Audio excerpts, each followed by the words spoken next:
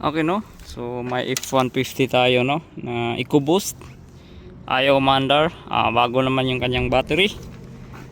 At ayaw umandar, guys, no. So, tingnan natin yung kanyang coolant.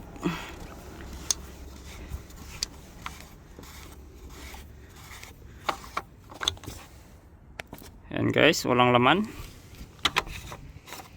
I-try natin na i-crank. XLT yan.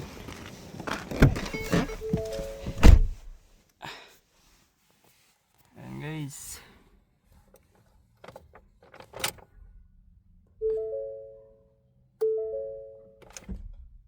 Okay, no? So ayaw.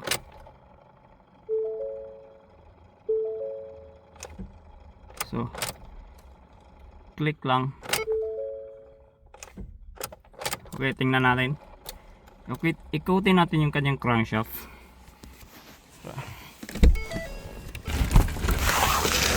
Okay naman, so nagpa-function naman yung kanyang starter. Nag-click naman, pero unahin natin itong kanyang crankshaft. Ikutin natin. Ayan lang. Matigas. Tigas pa din ah. Ayan. Lakasan natin ng konti. Ikutin natin. Ayaw talaga. Stuck up to ah. Tigas talaga ang crankshaft. Baliktarin natin.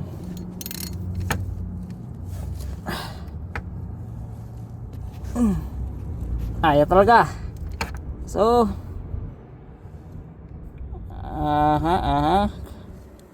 confirm. Overheat to, tapos nag yung kanyang crankshaft nag stack up kasi wala nang laman yung kanyang coolant eh. Tara, tingnan natin. Ayan. Okay, so parang bagong sensor to ah. Ayan.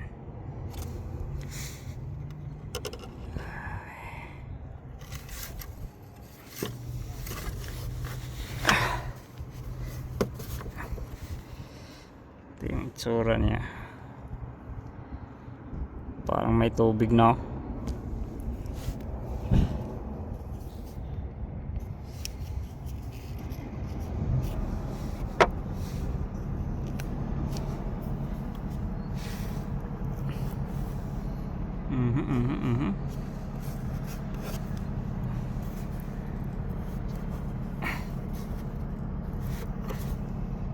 Yan lang. Okay.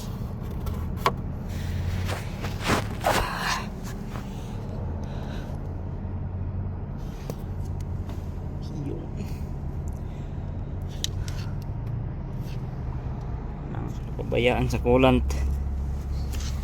Butas to eh.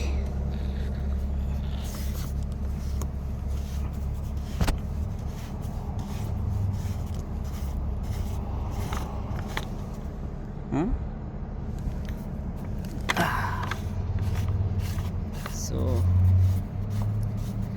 buong makina to guys, palitan ko to ng buong makina guys.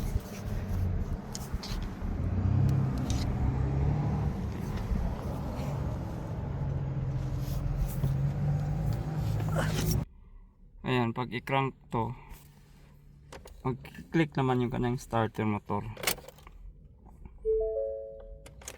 Yan. Ayan na talaga. Goods.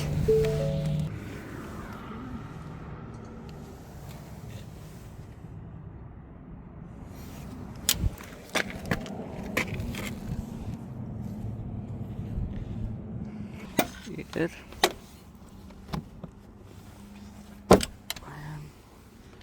Bagong air filter. Ayan.